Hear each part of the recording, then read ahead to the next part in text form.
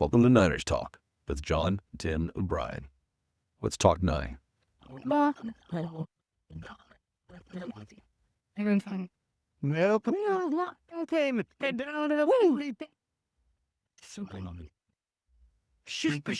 you something. How can 6 of you miss a play like that?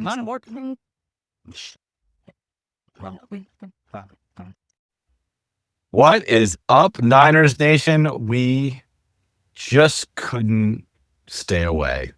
So we are back during the offseason on a somewhat regular schedule, maybe every couple of weeks, maybe every week, whenever we feel like we really need to talk Niners. So actually, John, let's be honest, you couldn't stay away. I was fine waiting until the draft and after the Super Bowl, but I think you got lonely. I was fine too. And we could have we could have come back in April. So basically it's 2 against 1. John felt the need to reach out. He wanted to engage, but it's we will oblige you, John. I could do this solo. Gotta give you a little grief.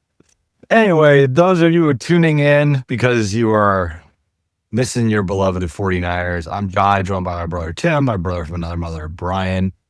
We are 3 obsessed Niners fans who get together whenever we feel like it during the offseason to talk Niners. Give us a like, give us a subscribe, leave a comment, and happy to do this for free. And we are going to talk today about some of the offseason news that's already come in, a little bit of Super Bowl preview, and our unbiased review of episode 1 of Rise of the 49ers, because that's all we had time to watch this week. So, Tim, biggest news is we have a new defensive coordinator.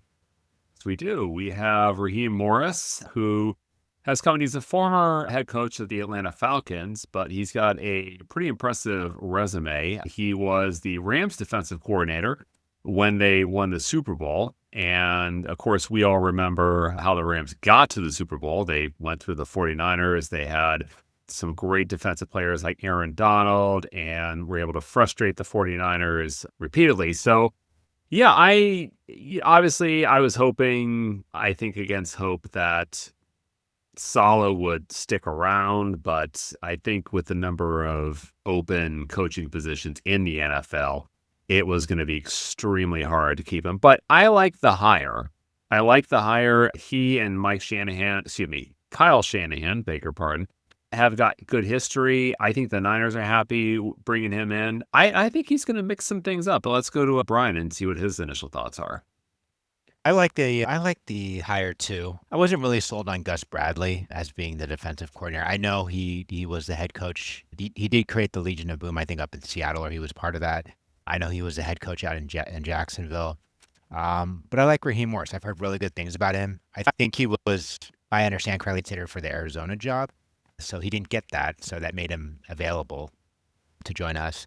But I do have to wonder, though, if, let's say the Niners went further and Seattle and won the NFC Championship game and continuing on to the Super Bowl, do you think Saleh would have stuck around? Because, I mean, I know you have time to interview, but at the same time, I'm just kind of thinking through that. I'll throw my 2 cents in. I still think he would have left. I think he would have been a very hot coaching candidate for several teams. And again, there were 9 open coaching positions. So that's almost a third of the league. And I think teams like in Arizona, like at Tennessee, they would have obviously interviewed other people. But if Saleh was such a prime candidate, I think people would have been patient. John? Yeah, I mean, I'll put it to you this way. I like the hire, but there's not the level of excitement that I got when we hired Saleh last year.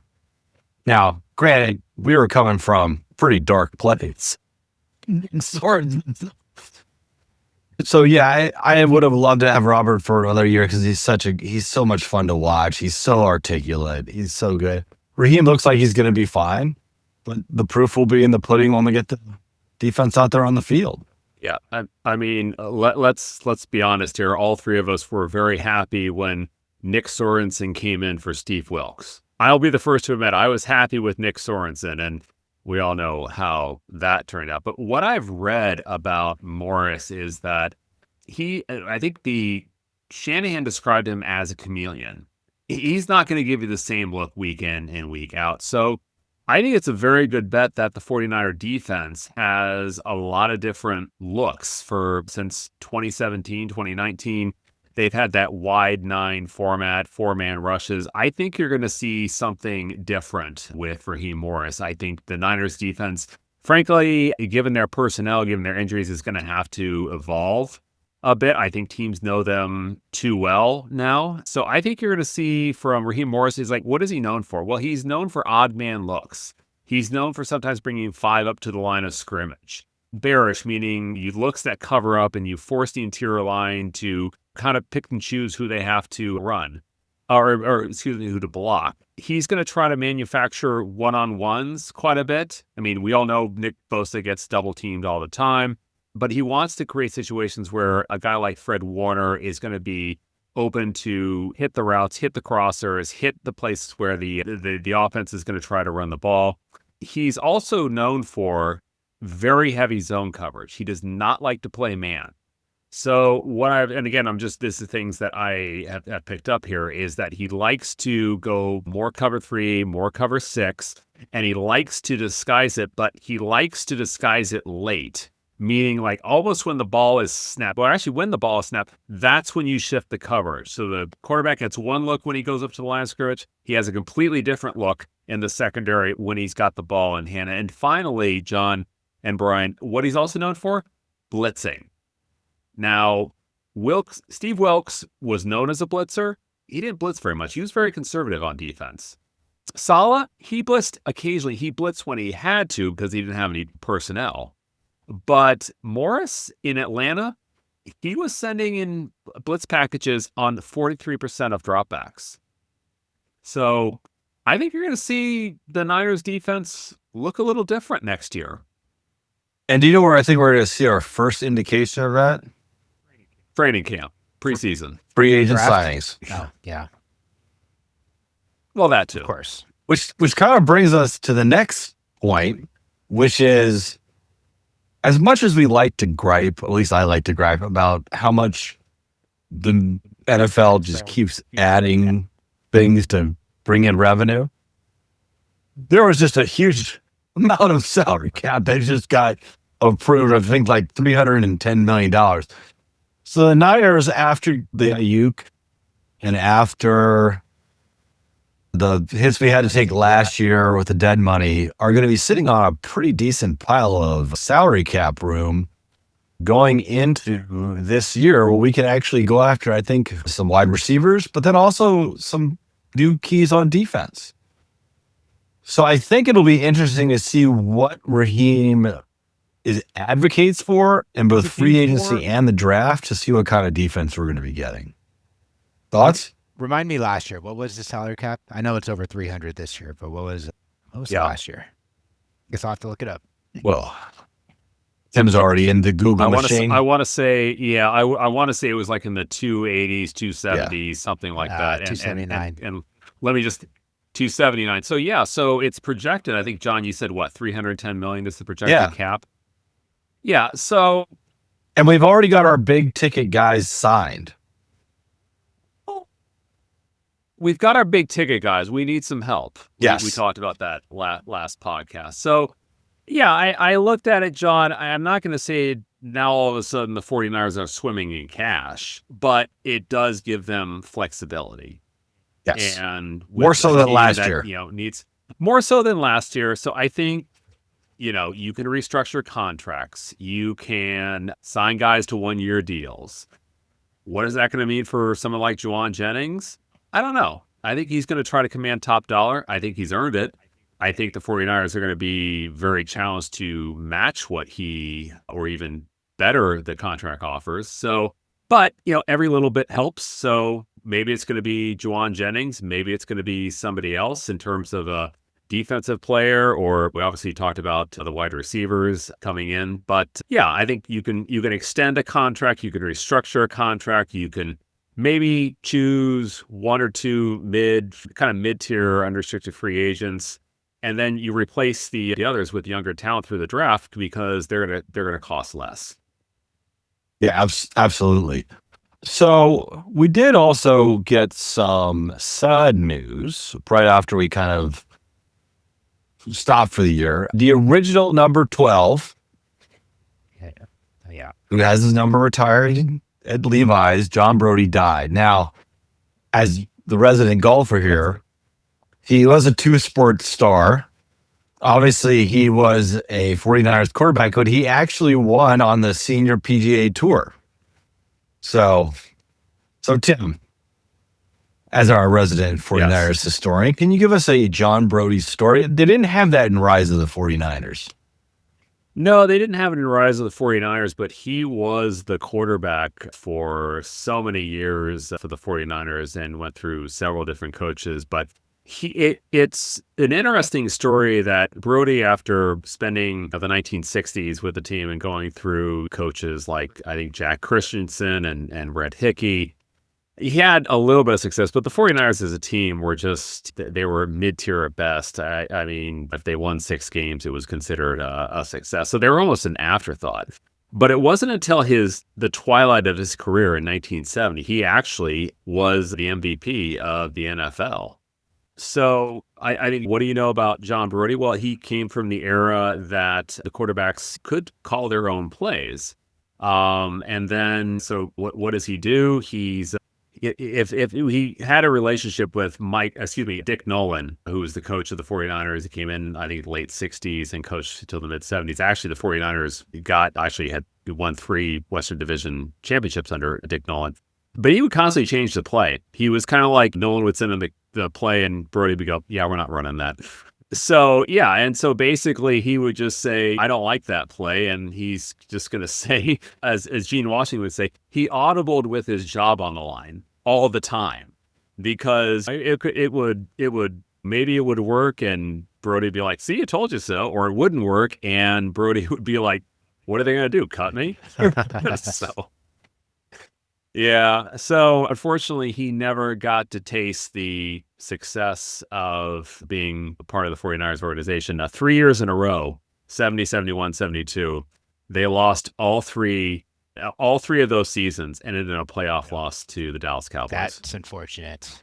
And so he was actually in the press box in 1981, of course, the catch with Dwight Clark, and he just went bonkers when they finally beat the Cowboys. Yeah. So he got a little bit of it, but he never tasted a Super Bowl with the 49ers. And I read some really No, you go, So Brian. I read some really good, interesting things about him. I know he's a local kid from the Bay Area. He went to high school, Olin, Stanford graduate. And he was, I mean, just looking at some of his stats here, he was like 2-time Pro Bowl, 2-time touchdown leader, 3-time passing leader.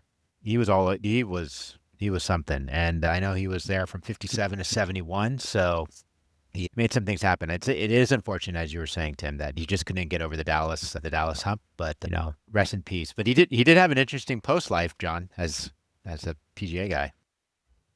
He's in the 49ers Hall of Fame, but not in the NFL Hall of Fame. No, he's not in the NFL Hall of Fame, but yeah, he's the 49ers Hall of Fame. He had his number retired. I think he retired finally, I think, 1974, and actually was an analyst for NBC for several years after that. Yeah, I know that Walsh picked his brain a lot on the quarterback position. That Brodie went to Stanford a lot while Walsh was the head coach there, and would be there at practice and saying this, that, and the other thing. So he was still involved even in his retirement.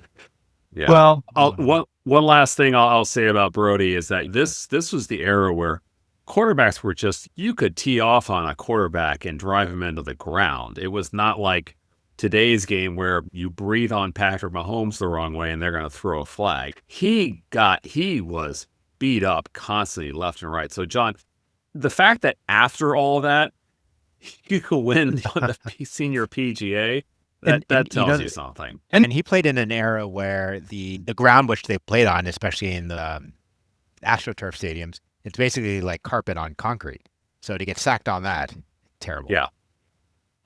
Yeah. Well, I'll make two. That was actually there. I don't know if people remember this, but Candlestick had AstroTurf until 1979. The 49ers moved in there in I think, 71. They converted it to AstroTurf because as they wanted to preserve, I guess, less maintenance on it. And it wasn't until 79 until they tore it up. So little tidbit of trivia there. The other thing is, like, I mean, I know you said it's concrete, Brian. I don't know if the turf at Kezar Stadium was any softer. Maybe it was, but I don't know if you would call that grass. It was something else. Well, in other news, the Hall of Fame is slowly letting out its kind of secrets, and we're finding out who's not in the Hall of Fame. Right. Tim, are people mad at the Patriots? Justifiably so. Always. It's possible, but define being mad at the Patriots. We're not going to let you in the first time, maybe the second. I mean, but why would you be mad at the Patriots? Because of their success, because of Deflategate. I think because of the success. I think it's just straight up. Okay. Well, pettiness.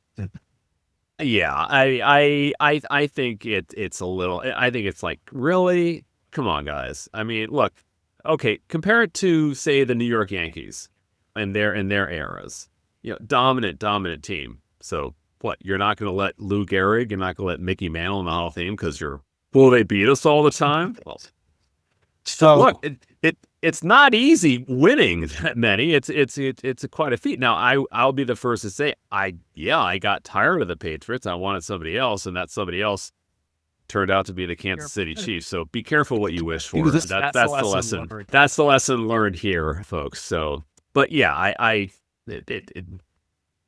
think they'll all get in eventually. So get in next year. I don't think it's not as controversial as. Yeah, it's not as controversial as Barry Bonds. That's true. So, should Belichick be in the Hall of Fame too? First ballot. Absolutely. Absolutely. I would vote for him. Should Robert Kraft be in the Hall of Fame? Yes. Okay. Brian, what do you think on Belichick? Yeah, of course. He should be in the Hall of Fame. Should have been. Should Robert Kraft be in the Hall of Fame? I mean, he does like parlors, right? So, yeah, he's fine. I don't think that gets you into the Hall of Fame.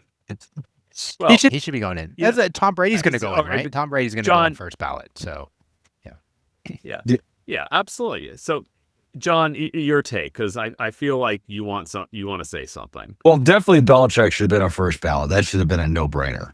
Nobody has won as many Super Bowls as a coach, and also what he did with the Giants on defense with Lawrence Taylor, a true innovator of the game.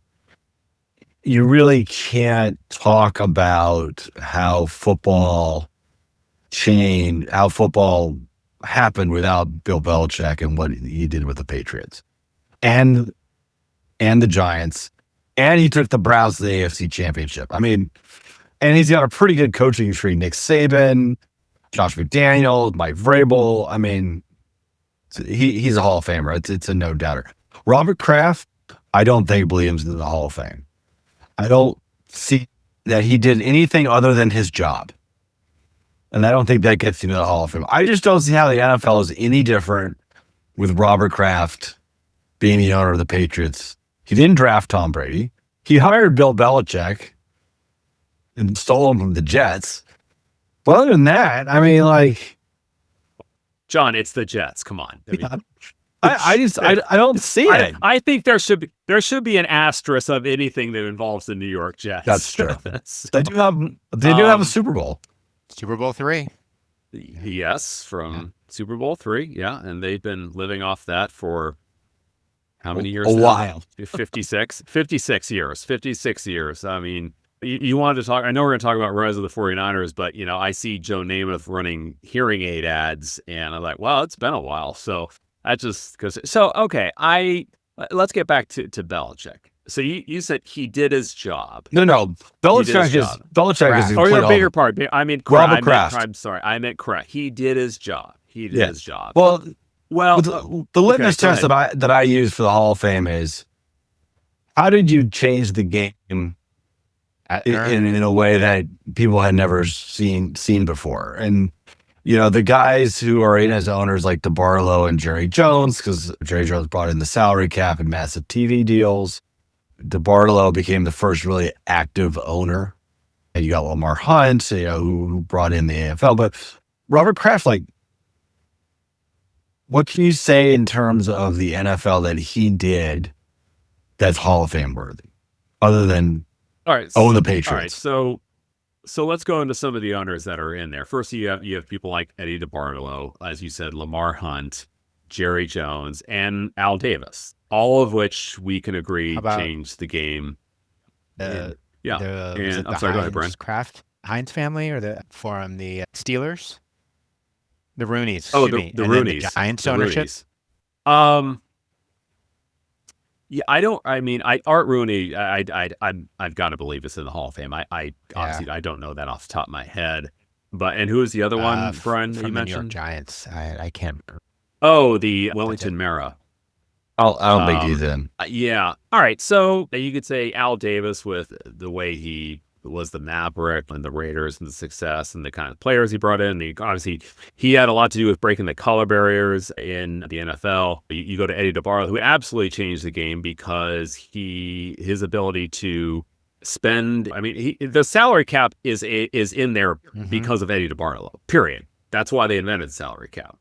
Absolutely changed the game. And you can go, like you said, John, Lamar Hunt. So Robert Kraft, here's what I think. If you're the owner of a team that won, 6 Super Bowls, you're doing something right. You're doing something right. And it does begin with the ownership. So my argument here is that if you compare a Robert Kraft to, say, the Browns ownership or the Jets ownership or the Titans ownership, and you just see a mess and toxic cultures, it starts from the top. And Kraft, maybe he delegated. Yeah, I'm sure he did. He didn't draft Tom Brady. But he oversaw a dynasty that was unlike any other in the NFL.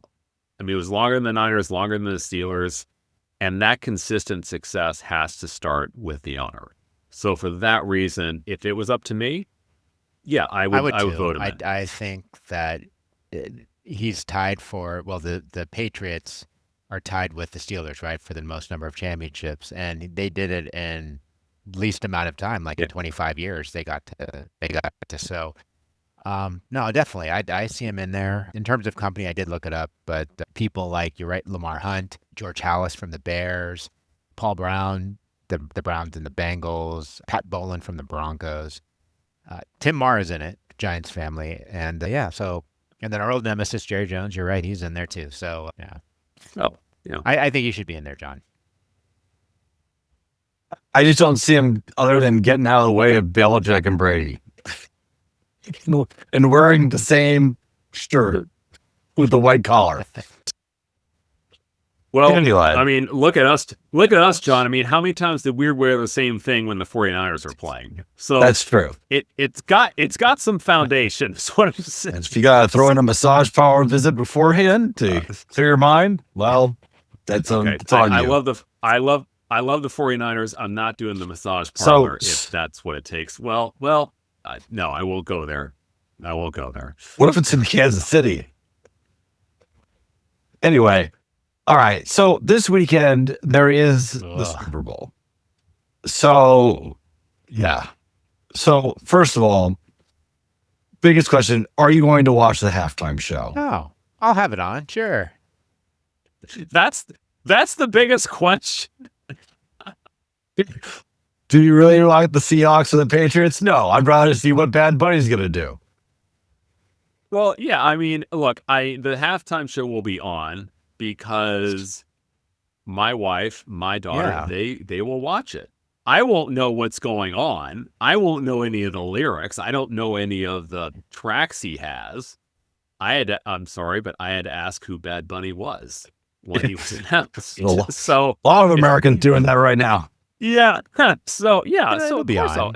It'll be on, and I won't understand any of it. Yeah, They'll get back to the I'm game. not gonna not watch it, so it'll be fine. I know this delves into politics a little bit about who's gonna watch it and who's not, but yeah, it'll be on.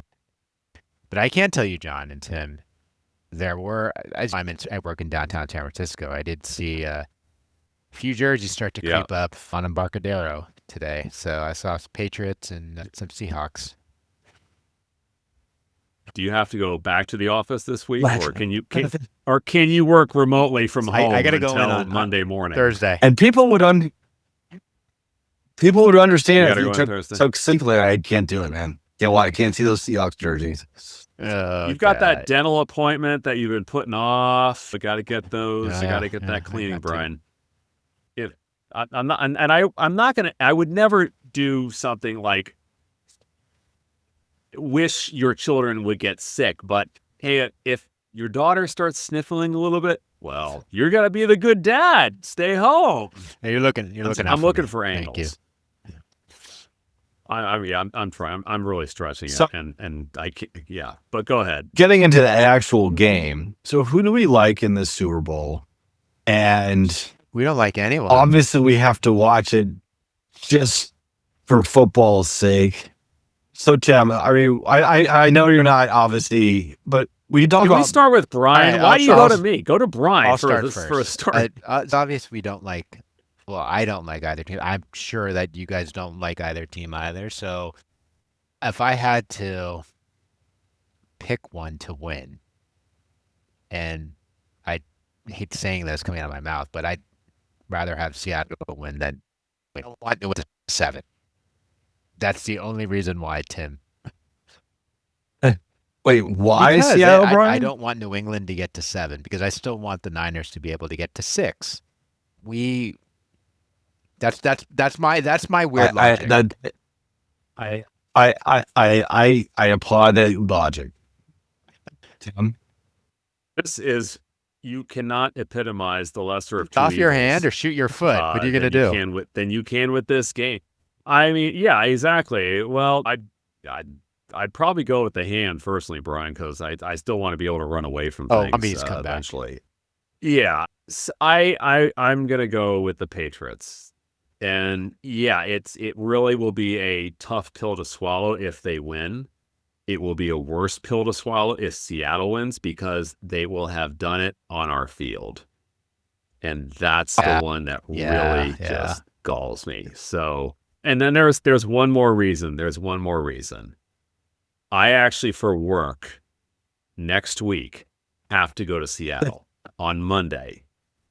So, to put me in that city, not more than 24 hours, less than 24 hours after a potential Seahawks victory, no. I'm changing I will be in hell. changing my pick. I'm going for the Patriots. Thank you. I do. If there's a rental car going to the Seattle Seahawks parade, we don't know you. Ouch. I mean, when I have to go out to Seattle, and obviously I work for a tech company that's based in Seattle, I have to drive by the Seattle Seahawks practice facility. And you can always tell because they got a huge 12 flag fluttering in the breeze. And you guys can guess The peace what sign, hand right? gesture I'm making in that rental car. Yeah, absolutely, the peace sign. Yeah, it's the one finger peace sign. We're number 1. Yeah. You're number 1. No, you're number 1. Yeah, we're number 1. Yeah, I mean, I wish for 0-16 against Seattle. That's Man, just that how I'm much just I thinking to don't want myself, them that win, is going to be but- terrible seeing fandom go nuts, and you happen to be there going through the airport. Okay, I got you. Yeah. No, it would be worse if I wore a 49ers sweatshirt. Like just make my life as miserable as possible is what I'd be saying there. So, John, yeah, what are you I have to thinking be here? there on What are Monday. you going with? So I'm a little conflicted because there's people that I really would like to see do well. Sam Darnold, he was with the 49ers. He rehabilitated his career with us. He has been the kind of a laughing stock before he leaves the 49ers, goes to the Vikings, gets them to 14 wins, loses 2 big games, and they let him go for JJ McCarthy, and now he's with Seattle, and he's 1 game away from being a champion. I like Smith and Jigba a lot. He's fun to watch play. He's really good, and that Seattle defense is great. And the Seattle coach looks like he's really pretty innovative and fun to watch. He's gotten them there in his second year. So the personnel of Seattle, there's a lot to like because of who they are and what they've done. And then you go to the Patriots, and the Patriots are just annoying. Like, it's just like, really? Again? So I'm going to be blasphemous. I'm actually going to be pulling for Seattle because, one, NFC West.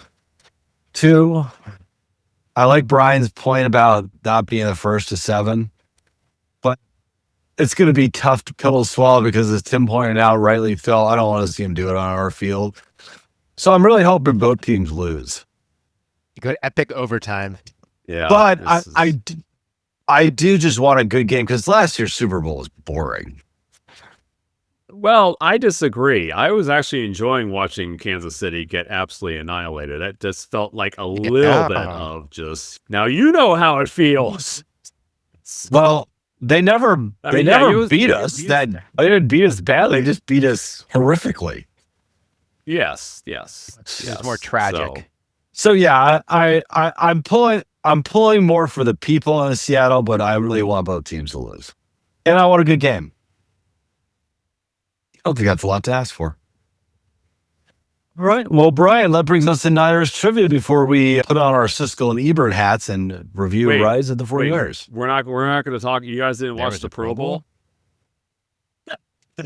Does anybody watch the Pro Bowl? There's just proof. I didn't. Yeah, I got a notification flag earlier, football but no, now. I didn't. Anyway. Yep. Yeah. So they just need to retire that. Just have an award ceremony and move on. All right. I agree. So but, yeah, Brian. I was kind of like figuring out what to do this week, and they talked about. I know we're going to get into the show in a little bit, but it got me thinking about one thing they said is the Niners played in one championship since they started it in 1946 before Bill Walsh came in. So, Tim, John, what year did we play in our first championship where we lost, where the Niners played? Against? 19. Oh, man. The Cleveland good. Browns. Yes. Good job. He deserves to be in the Hall of Fame. He is in the Hall of Fame. That's why he deserved it. Okay. Yeah. Wait, Brian, fun fact. Tim and I have been to the Hall of Fame one time. And Otto Graham's jersey was like kind of hanging out. And Tim reached over and touched Otto Graham's jersey. That's a fun fact. That Tim has touched Otto Graham's jersey. Yeah, well, security was lacking in that area, so I was able to. What year was he that? was a Cleveland Brown. Script. Yeah. So 1986. we went there in I'm sure now it's 1986, behind glass that's when we or went there. behind some sort of barrier. Oh, yeah. I mean, I'm sure the whole place is just completely revamped. Let's and 30 renovated seconds and on so that. forth. How is the Hall of Fame? Like, I know you guys just threw that nugget in there, but what were your thoughts on that? I mean, yeah. If you love football, it's in Canton, where I think the game was invented. It's right next to Canton Stadium, where the Canton Bulldogs high school team plays. Yeah, it's in a very small town. We were in Columbus, Ohio at the time, and it was about an hour and a half drive out there. But I think maybe if you think about kind of the setting, it reminded me a little bit of like Cooperstown, small town, known for that one iconic attraction. So yeah, that's kind of what it reminded me of. It's certainly not something where you would go like, I think Rock and Roll Hall of Fame obviously is downtown Cleveland among other attractions. So I think it's very picturesque. But yeah, I think given the opportunity, I would definitely love to go back. Yeah, I was 14. Tim was 11 or 12. I think he was 12. And Tim, who was a football nut at the time, gave me a tour of the Hall of Fame, and basically they told me stories about this person, that person. First time I ever heard about Crazy Legs Hirsch, just walking through, just all the nostalgia. So I'm sure it's gotten completely different than when we were there many moon ago. But I'd love to go back because to see all the busts and a lot of the Niners that we grew up watching, because when we went the first time, I don't even know if there was a Niner. Oh, there was a Hall of Fame backfield, but that's about all the Niners were in there guys, at the that was time. probably in between the first two Super Bowls. So after the It was the Niners had won 2 Super Bowls. It was going into 1986. But that was before Steve Young and that whole controversy. So we were 2 years removed from beating Dan Marino and the Dolphins in the Super Bowl. All right, last question. They also referenced in that show the epic comeback where the Niners came back to beat the Saints after being down 35-7. The Niners scored 1, 2, 3, 4 touchdowns in the second half. Excuse me. Can you tell me? I'm sure Tim is probably going to know this. Who are all the people who scored touchdowns in that game? And you need a hint? I'll give you guys a hint. Well, I'll go with, I know one for sure. Yeah, Dwight he knew Clark. 1 yarder. Yeah. Yes. How did he Solomon. score? Do you remember? He caught the ball. Montana hit it. Yeah, well, he caught the ball. Montana was rushed. He threw it out to his left side. Solomon made a terrific move on the defensive back and got into the end zone. Do you remember that one, Tim? That's right, man. Was that a punt Niners return? Wikipedia right here. Okay, Dwight Clark. You got Dwight. Was it Charlie there's one more. Young? Charlie Young, who's a tight end? He was on the team. He was on the team, but he didn't score. Glenville Man, you knew that Elliott one. I was didn't think the you know last that one. All right, and then you actually missed one where. Well, I didn't think you'd pick up. I don't even know that name until you said that. There's one more you missed. Easy. Oh, Montana. Got it. And then Ray Wershing kicks the 36-yarder to end the game. All right. That's it for Niners trivia this week. All right.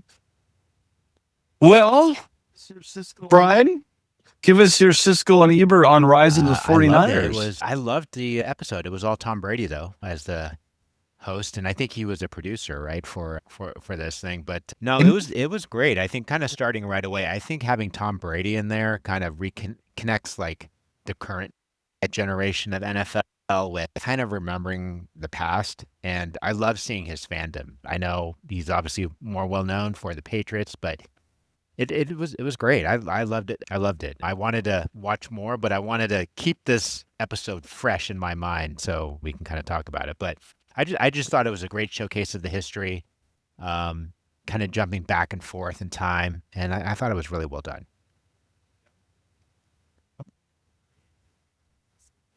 Yeah, it just brought me back so much to my childhood. The 49ers, the first season I ever really remember them was the 81 season where they went on to the Super Bowl, and how it just became a thing in our household. It started in 81, and I can still remember vividly where I was sitting when Dwight Clark made the catch. And I can still see my father and all of us yelling when Dwight Clark scored.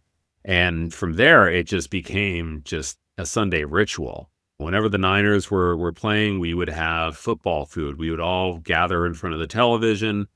And we would go to church on Saturdays instead of Sundays because we didn't want to miss Wayne Walker's 49er preview, the NFL Today, and the Niners right after.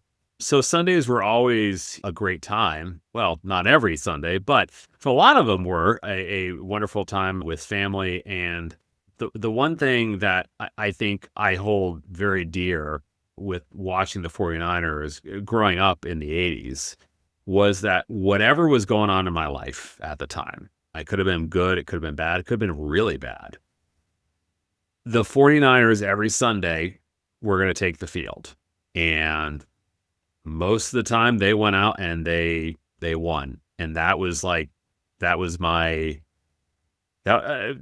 living vicariously through them. So that whenever what mood I was in, Joe Montana, Jerry Rice, Dwight Clark, Bill Walsh, that's a hell of a thing to follow when you're growing up in the 80s and going through adolescence, teenage years, and so forth. Angst, yeah. The best part of that rise of the 49ers is Tom Brady being a complete fanboy. He had his foam finger out. He had the cards that they were his rookie cards. I don't know where they filmed it, but if you looked, there was just maybe it's at Tom Brady's like where he grew up. Like, there's this whole big bar behind it with like all kinds of brews. I'm like, wow, hitting it. I thought He is retired. Yeah, that's true. I thought it was really good. The biggest things I really learned, I knew a little bit about it, obviously through Tim, was really how much Paul Brown's submarine Bill Walsh. And really it was just like for petty reasons. And again, we get into ownership. Paul Brown's in the Hall of Fame for obviously being coach and an owner. But it's just like, dude, come on. Like the Bengals could have won Super Bowls under this guy, and you decided not to because it wasn't the right way to play football. Other than that, it was a trip down memory lane, which was great. But this kind of brings me to another point that I written down is when we had 30 for 30 and really the last dance during COVID is what changed it all. Now everybody has to have a biopic. You've got the America's Team Cowboys on Netflix, and you've got Elway on Netflix, and then you had the redemption thing with what do you call it? Yeah. The basketball, the Dream Team ones, and stuff like that. Yeah. First of all, first question is there a curse with having these retrospectives? Like, do you feel like, especially with the Bulls, like, I need the Dolphins? Like with the Niners, like we've gotten pretty close to the mountaintop a few times, but we haven't quite got there. I mean, it's so long ago now, like that. I don't think it impacts the current generation. So I would say no to that, John. But I don't know, Tim. What do you think about that? Well, I think, like John said, ESPN 30 for 30 started this. And I was always a fan of 30 for 30. I thought they did a phenomenal job. I think it's two things of why you're seeing more and more biopics, as John put it. One is that there are so many different platforms, so many different ways to get this kind of content. I mean, Netflix, as John said, did Elway. They did the Redeem Team. They did the last of the 2024 U.S. basketball team. You know, and then they also had America's Team. I mean, the Rise of the 49ers is on AMC. So you have so many different options to, to produce this, to stream it. The platforms are all over the place. That's number one. Number two is, I think, look at the generations who are now, and this includes us, getting a little older. And so when we look back, when we see something like Elway or The Last Dance or Rise of the 49ers, we lived that era. We know what it felt like. And to see it again, we have that emotional connection. So I think it's that marketability to people like us who will look at like, I remember Elway. Yeah, I remember that game. I remember when Bill Walsh was hired and the 49ers started their rise, and or if I was a longtime Chicago Bulls fan, and when Jordan you're came gonna in, see, so I think like, that's what it's appealing Warriors, like NBA Warriors retrospective in about 10 to 15 years. You're gonna see one on the pages in about 15 years with Tom Brady. Yeah. They've already done one on the Patriots on Apple TV. I'm not watching that. I refuse to watch Chiefs Kingdom just for obvious reasons. Yeah, I just there's this. You can look at the ESPN map, like all these people watch, but this little sliver over here in San Francisco. But it's fun because not only I think I blocked it. There are biopics that have been completely kind of made up. So, for example, there was one on E4. Got back. Like they actually got back Kellerman, who's like a boxing analyst, to come in and goes, there has never been in the history of boxing more heavy blows laid than individual. And then Tim, you sent me one on Ohio State football called the Almost Era. Yeah. That somebody had put together and put it on YouTube. Pretty good. Yeah. So torn here because I'm kind of torn here because, it's a great trip down memory lane. someone asked Eddie DeBartolo. But as someone asked Eddie DeBartolo at the premiere of Rise of the 49ers. Like, if you were still owner with them taking 34 years and you just looked at the camera and said no. I believe it. Oh, I think let me make a couple of points. First of all, look, we're all gonna be at that age at some point, and we're gonna get asked a question like, well, if you had done this, what it would have been like, Grumpy. and we'll be old and maybe a little cynical, and we'll make a comment like that. So that's what I attribute it to. That's number one. But here's the other thing: if they come out with a Warriors documentary or a part 2 of the 49ers or Jerry or something, I'm going to watch it. Exactly. It'll be on, I will put it on YouTube library. I'll put it on Netflix. I'll watch it because they're marketing to my demographic. The one thing, one thing I really, I forgot to say when we were talking earlier about like why I liked it was I didn't understand, like, as someone who, like, all three of us grew up in the Bay Area, but I think we were kind of young to know the tension in the region. And I didn't know, like, I didn't feel that when I was a kid. And I don't know if you guys ever felt that, but to see, like, I'd always heard stories about, like, the Moscone and Harvey Milk, but I didn't live it. But when I think I've asked my parents about that before, but they said that was a really tenuous time here in the Bay Area. So, like, and to have, I know we're going to jump a little bit because we know what happens, but to have the Niners win that Super Bowl was a really fitting moment for the Bay Area. Yeah, and I want to expand on that. There was a really good book about, I wouldn't call it a history of San Francisco, but it's elements of San Francisco from its inception to what it eventually morphed into in the 1960s, the 70s, and then to the tech era and so forth. But like, as you said, Brian, the city was really reeling at that time. You had, as you said, Harvey Milk and Moscone had been assassinated. The Jonestown, a mass suicide had just taken place. The 60s had been replaced by a bad element of things that were also taking place in terms of the drugs getting out of hand and so forth. And so this book is called Season of the Witch. And one of the key points that they talk about is out of all this come the Niners. And Dianne Feinstein is the mayor. And here come the Niners. They came out of nowhere, but they went in a certain style that was kind of fitting to the area with that West Coast offense. And the Niners played the Cowboys. Dianne Feinstein actually said to Bill Walsh, said, San Francisco needs this victory. Like, this city needs it. And it culminates, of course, with the catch. And the chapter is called San Francisco versus a God, which is the Dallas Cowboys. But it was like when that happened, the roar of the crowd at Candlestick was unlike anything that most people could ever remember. Just because not only was it the game, it almost felt like the city was saying, yes, that we needed this. We needed something good. We needed that they could actually just express that joy.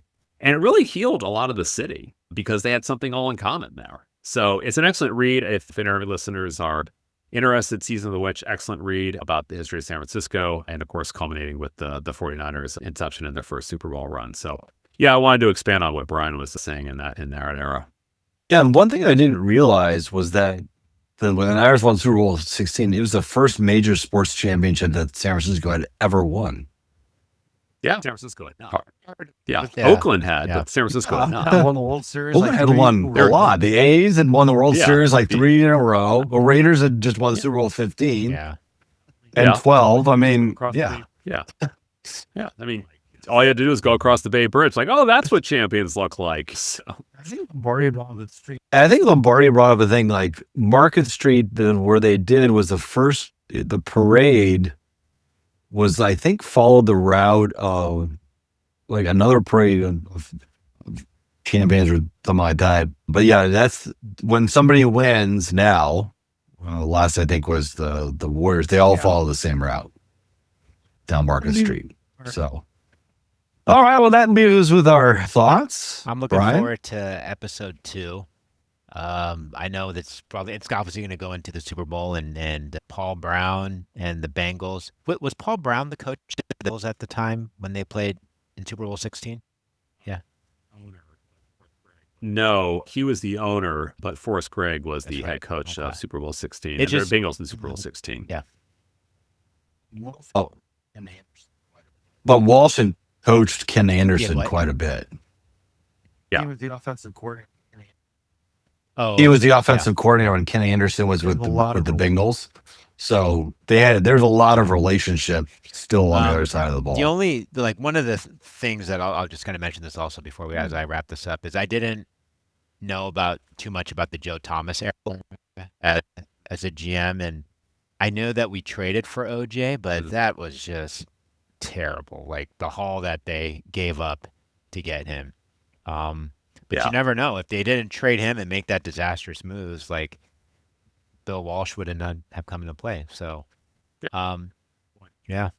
So I guess you needed to tear things down. That's a great point. In order to get back and build the team you want. But no, I'm looking forward to it. It's a great episode, and I'm glad, John, that you wrangled us all together to do this, to distract us from the Seahawks and the Patriots and them. But no, I'm glad we get to relive some great memories talking about this. Yeah, it's a nice trip down memory lane. It also is distracting because the Super Bowl that none of us are super interested in. But the other part is I'm wistful that I want to feel that one more time. We came within against the Chiefs. 5 yards against the Ravens and 1 yard against the Chiefs. I'll remind me. I just did. I'd like to feel it one more time. I hear you. I would like to feel it one more time. That's kind of what I kind of gather from. That's kind of what I kind of gather from doing these retrospectives. But yeah, it's a great story. And the guys I grew up with, Montana and Rice and Lott and Dwight Hicks and the Hot Licks and Keena Turner and Jack Hacksaw Reynolds and Randy Cross and all those guys. So it's a nice retrospective, and it kills time between now and March Madness. And we do have the Olympics this year, so there'll be some sports on. But other than that, yeah, I'm really looking forward to the next few episodes. So Tim, you want to put a bow on it? Yeah, I didn't think we'd be talking until something major happened in free agency or the draft, which John and I are still planning on going to Pittsburgh to check out. It's of course I'll watch the Super Bowl. We'll see what happens. I mean, no matter who wins, I'll remind myself that these are first world problems. So yeah, I hope it's a competitive game, and yeah, I'm enjoying the rise of the 49ers, a lot of which I already knew, but that's okay. But it's like a few years ago, Peacock, there was another platform, had a series on Joe Montana, which of course I watched. So yeah, it's things like this that you reflect, you remember the painful losses, but the amazing wins in the end, and what a magical time it was. And I say that magical because I think at one point it was almost like Camelot with the 49ers. So we will see what happens in the Super Bowl, and John, I'm sure you'll corral us all together when something else happens that we need to talk about. Yep. Well, on that note, Niners Nation, thanks for tuning in during the off season. We'll be here and there, and when we feel like doing it. And until then, we wish everyone happy off season, and we'll talk to you soon. Thanks for listening to Niners Talk. Stay faithful.